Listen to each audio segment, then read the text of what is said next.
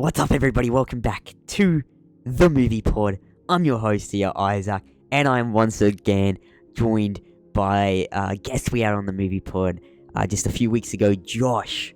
What is up, Josh? Welcome back to The Movie What's up? Pod. How's it going? Yeah, It's great to be back on the movie pod Yes, again. sir. Talking more horror. Wasn't that long ago? No, we did the Halloween ranking, and now you're back to do a talk to me review.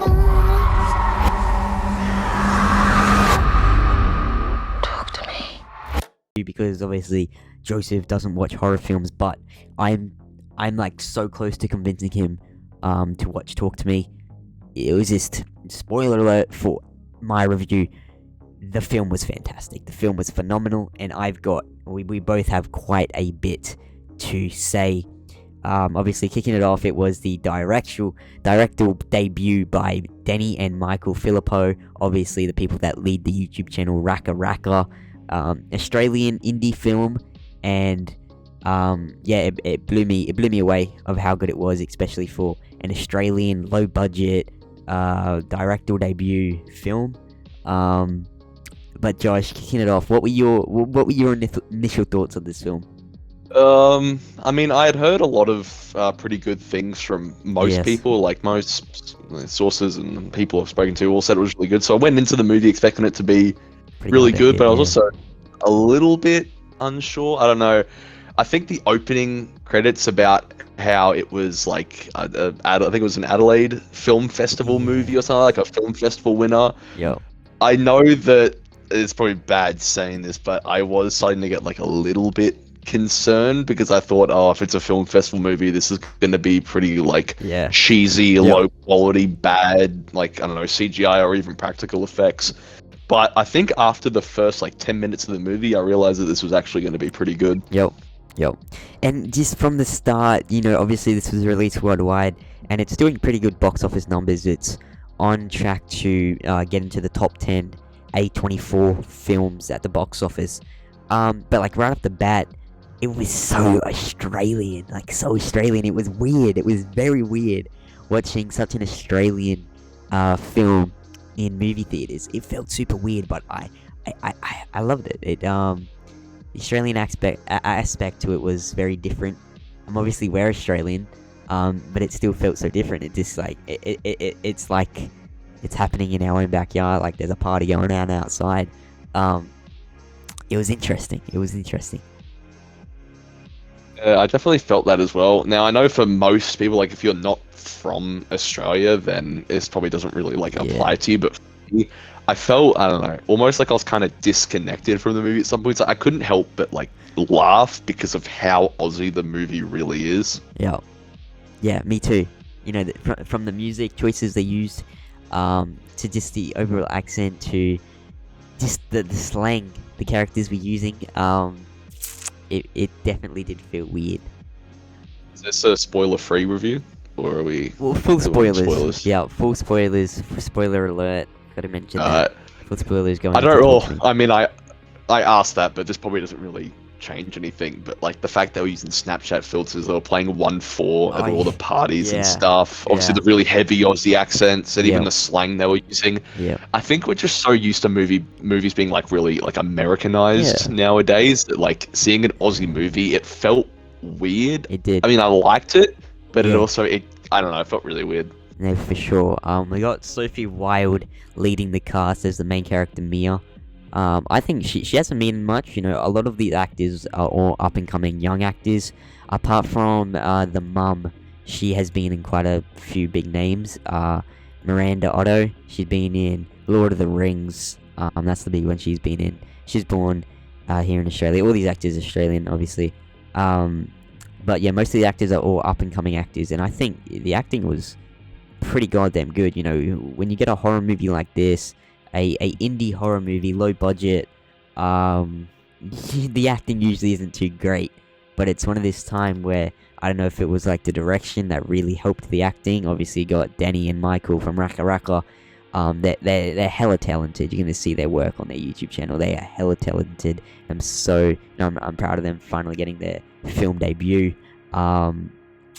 And jump into it right now. This movie has been that much of a success for A24 that there's a sequel coming. Talk to me. Yep. So there. Yeah. Talk to me too. Play on words. Is coming. That's a cool play on words. Yep. I'm very excited to see that because obviously this is Yeah. RackaRacka's first ever time expanding out of Ronald McDonald videos on Yeah. YouTube and going to actual movies, and they've done a really good job. Like, Mhm. they definitely made it like I felt there were a lot of times where I was just flat out impressed with like a lot Me of the. too. I don't know if they used CGI or practical effects. I think most of it was practical. Yeah. But there were a lot of times where I was looking at this going, this looks like something that was produced by like a AAA studio. Yeah, it was. It was really Like, phenomenal. They're perfectionists, put 100% effort into their work, so motivated and inspired to create movies, and they finally did it. It's been their dream all their life, and they finally did it, and I think it was a success. I put up the night after we watched it, I put up a mini review on the Movie Pod's social media account, so go follow them. They're all linked in the description down below. As I always do after I watch a movie, I put up a small review, teasing our main review, which is this video. But I gave the writing an 8 out of 10, the directing a 10 out of 10, the acting a 9 out of 10, the cinematography an 8 out of 10, the effects a 7 out of 10, and the sound design 9 out of 10. Now I want to touch on the sound design. The sound design was out freaking standing. We were sitting in the cinema, and the surround sound. When the like demons were speaking, it would come from the left back, and it was eerie as hell. It was so damn cool, and they pulled it off very well. Yeah. I've got to say, the surround sound definitely was really, really good. I haven't really seen that in too many movies. I actually haven't really seen surround sound like to that level. Yeah. I was actually like looking around the theater whenever there was a thing heard. I was also probably getting scared by the guy that kept coming in doing theater checks. Yeah. But It was creepy. the acting, like you said before, was actually really, really good. Mhm. I feel like obviously a lot of these actors aren't big names. There's no one there that necessarily stands out. I mean, there was a Lord of the Rings actress that was really good. Yeah. But like, none of these actors would be something that most people would talk about. Yeah, But top tier like, Hollywood actors. they did a good job with casting though. Like, they picked good people. They fit all the roles well. Sophie Wilde as Mia was a great protagonist. You definitely felt like a little bit of like emotional connection with her because you felt bad, but you could also hear from some lines of dialogue in the movie that she was a bit of like not a loose cannon, but she was caught doing drugs and stuff at a party a few times. So you're like kind of contrast between, you want to obviously see her like survive, and you've also got these other issues she's dealing with. And the other thing I want to point out, the special mention I want to give, is to Joe Bird playing Riley. Oh yeah.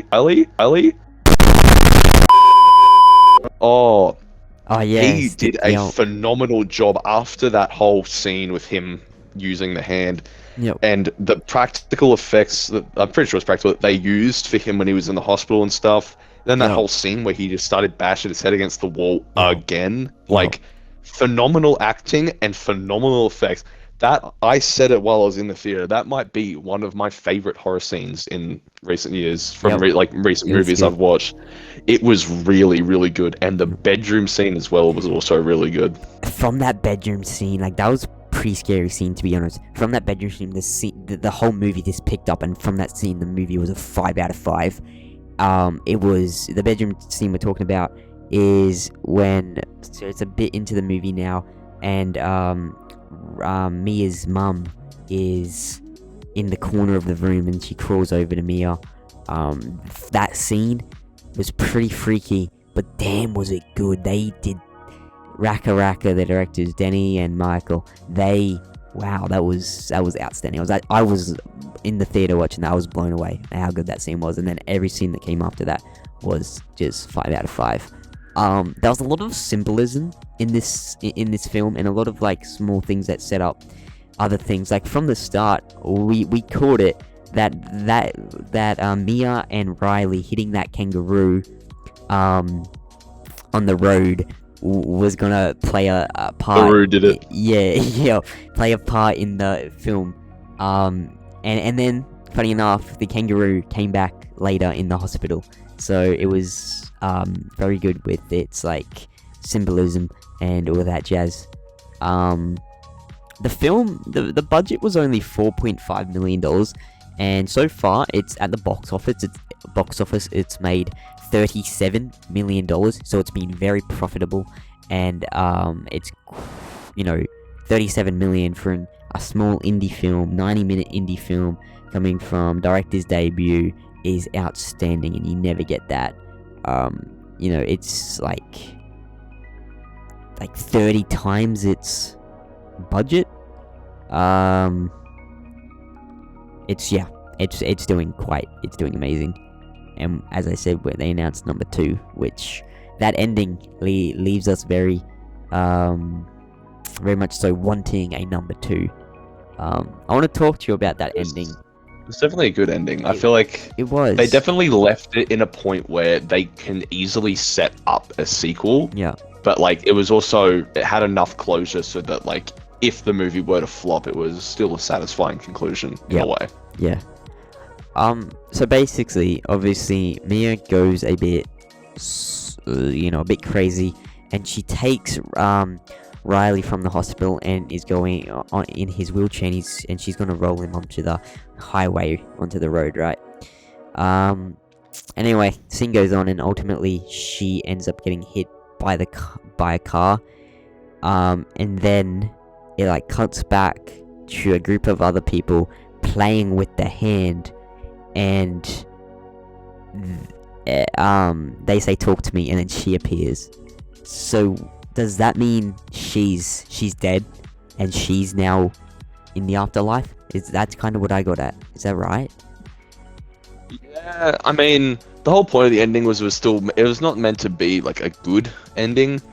I mean, obviously it implies that she's now stuck in that spirit realm or purgatory. I think they refer to it as purgatory, but she's kind of stuck in there because obviously the little girl in the hospital let her in to her place, her plane of reality.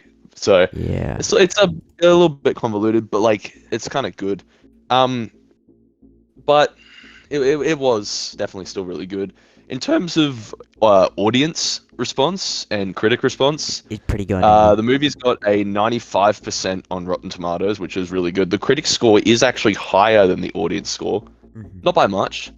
It's only a little bit. It's 95 for critics and it's 82 for audience, but still 82 is really good for I don't know, like an indie horror movie or like a low budget horror movie. IMDb gave it a 7.5 out of 10. I reckon that's a little bit low. Although I will say, probably the first act of the movie, basically everything before that bedroom scene was a little bit slow. Probably might have given that a 3 out of 5. Yeah, I agree. After that scene, once everything's gone upside down, everything's gone bad, and we actually start seeing the spirits appearing more and their impact on Mia, it becomes almost a 5 out of 5. I'd say probably 4.5, but it's still close to a 5 out of 5 from that point on. I definitely agree.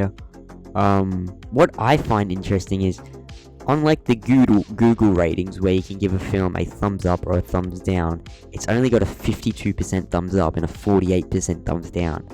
That, maybe not many people have put thumbs up or thumbs down, so the ratio there isn't massive, so it's easy that it's at a 52, because maybe say 100 people have put thumbs up, and then maybe